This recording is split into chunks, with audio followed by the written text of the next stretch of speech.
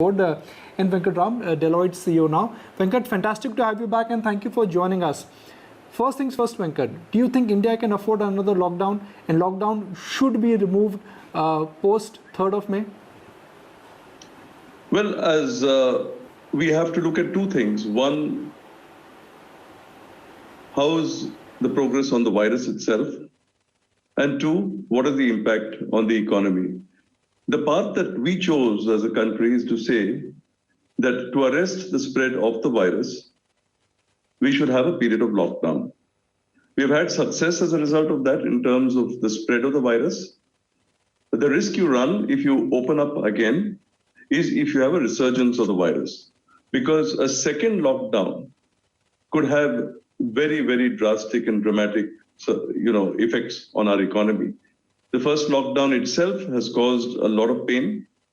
We do have an economic and humanitarian crisis that we are dealing with.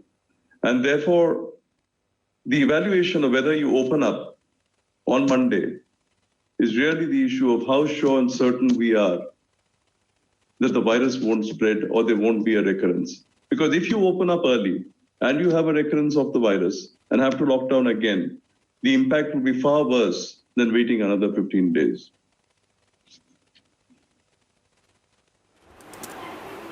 Okay. In Deloitte's assessment, what has been the economic impact of the lockdown? Can you quantify some numbers? And if the lockdown, let's say, is extended by another 15 days, will that snowball or multiply into some sort of crisis?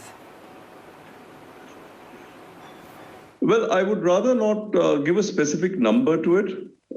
The impact is significant. The concern I have as a citizen of this country is really towards what's happening to those who are the more underprivileged, what's happening on the MSME level. I think those of us who are more privileged, it's a question of saying that I'm just earning for 10 months a year rather than 12. But for the others, it's a question of living and livelihood.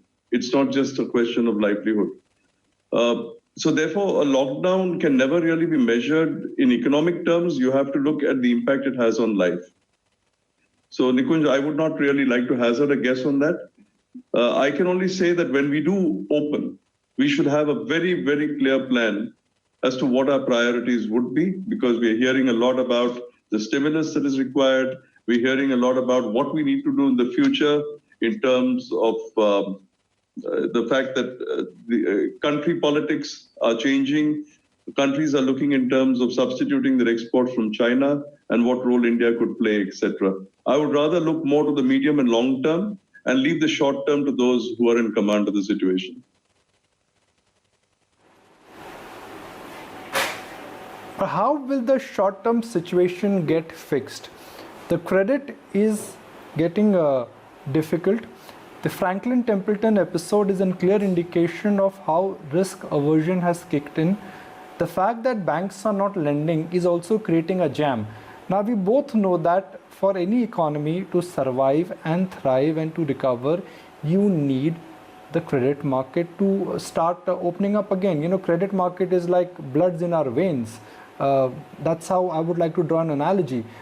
That needs a short-term solution. What could be that short-term solution to ensure banks that borrowers have ability to pay back? Not all of them will pay back, but not all of them will also not pay back.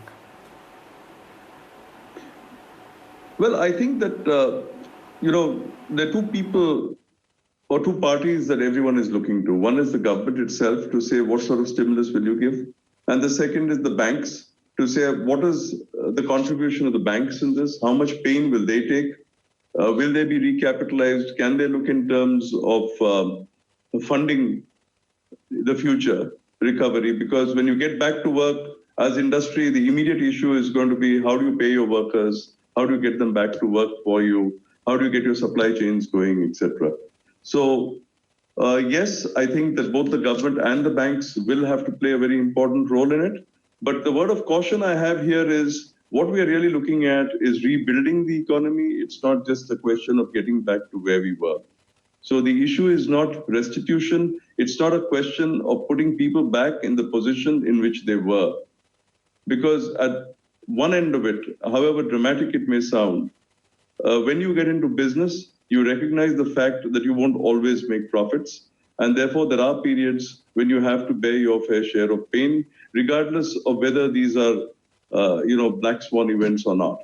So you cannot expect the government to reinstate your prior position. The government will need to prioritize to say, these are the future areas of growth for the country. This is the long-term view because recovery is going to be 12 to 24 months away at the minimum. And therefore, we need to put in steps in place that give us a longer-term recovery, whilst recognizing fully that there are certain steps we have to take in the short term. So don't just rely on what will happen in the short term, Nikunj, because I think the longer term will really define where the future of India lies. Venkat, let's address the most critical part. A part where we know that A, there was a problem last year, and B, this year problem will intensify and the pain is only going to become excruciating. The SME and MSME sector. Where is the shape, given that the shape of the economy will shift from small to large and from medium to big and from big to mega, what happens to that pocket? Well, if I am permitted by you to speak a little longer term, I think that really what the government needs to do immediately is to bring in the right policies that will move manufacturing to India.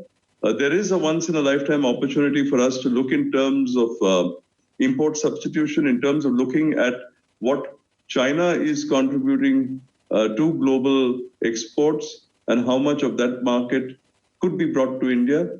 My general focus would always be to say, look at your own domestic market and what you need to do for your domestic market, build your capability, fix your supply chain logistics, etc., and then look in terms of what you can export. That would bring to us back to what you call the mega business, certain sectors that we would focus on, and at the same time would also, as part of the supply chain, bring back the MSMEs into the system. So therefore, the stimulus would also require a focused approach on rebuilding and not just on recreating. We have to also choose the countries we wish to work with, because certainly this is a game which is global. It's not something that is just limited to being played in India. You have to look in terms of how you collaborate globally to make in India too happen. So if you'd like me to continue, I can probably just give a number. China today exports about $2.3 trillion. I believe that the size of our opportunity, the addressable market that we can address, is about $1 trillion out of that. So therefore, if we can build our economy to its export potential, it will generate employment. We can also look in terms of what we need to do for our own people, for employment in terms of smaller areas such as food processing, which still have a potential for export, will also solve our problems and take care of the issue of migrant labor. Remember, this is a country that is resilient, and this is a country that gave India the food revolution, the food revolution, as well as the milk revolution. So we certainly can look in terms of how we can look at fruits, vegetables, and strengthen on the food chain. That's just an example, of how you can do it. And it's not going to take you a very, very long period of time to get there. But you certainly can't just look at the next 6 months. It has to be a 24-month look. Good. Right. While a lot of parallels are being drawn about what other developed economies are doing in terms of how much they've spent or how much they've stimulated their economy in percentage of the GDP, that's the most popular measure which everybody is commenting on. Do you think one should realize that in India the numbers would be different because of the underlying challenges and issues of the economy, and also, to be very frank, the ability of the government to spend, because the intention may not be there, but they don't have the muscle or the wherewith?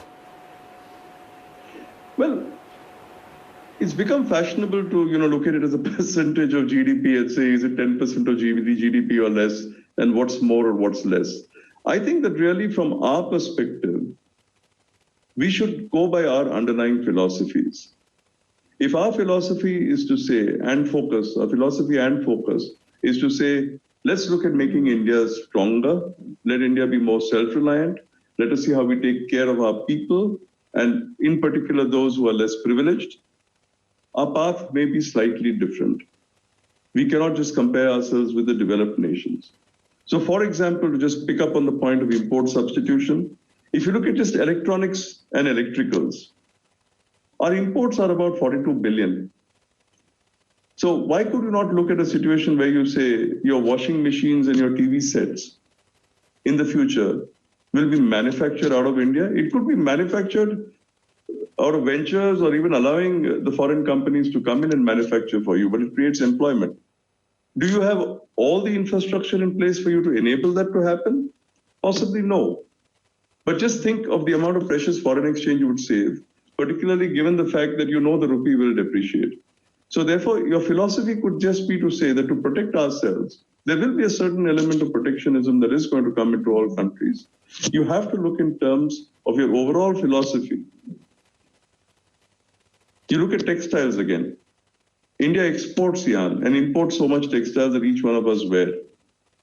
Perhaps you can say that Swadeshi 2.0 is really about manufacturing from India. And you have to look in terms of what are the regulations we need to change. How do we, I would go beyond just saying get the entrepreneurial spirit back, but to get the industrialist mindset back. Because in my perspective, and I've said this before, I think that this is a recovery from a war. This is not just an economic crisis. And therefore, you have to look at, in a sense, stirring the nationalist sentiment and looking at how you can make India stronger. That requires a national pride. It requires us to also use Indian products more. And this can be done only if our own industrialists have the ability to invest in the country. That will also encourage foreign investment. It will encourage manufacturing by foreign companies in India. 2.0 could be different from just saying that Indians need to manufacture. It's just that the manufacturing should be done from here, and a certain proportion of that gets exported in order to meet the needs that the gap will come from the Chinese lack of exports. So that's really the way I was looking at it. Okay. Okay, closing comments. Do you think somewhere sovereign now needs to start taking more guarantee of perhaps doing the heavy lifting, where the RBI takes a guarantee of what is happening to some loans, or somewhere government of India will have to be a backstop? I think the answer there is it depends, because as I've always said, the underlying premise is that when you are in business, you take risks, and you know the risks when you take them. Even as an investor, when I invest, even if I invest in a fund, for example, I know my return is linked to risk. You cannot expect a backstop on everything. The government should only backstop what it believes is good in the national interest. There is absolutely no need for restitution to put everyone back in the place he was or she was before the crisis happened. We just have to move on and create a stronger, more resilient economy, more plugged in and aligned to global trade.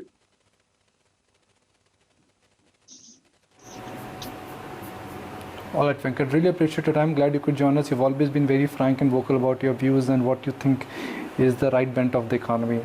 Let's take a break with the news.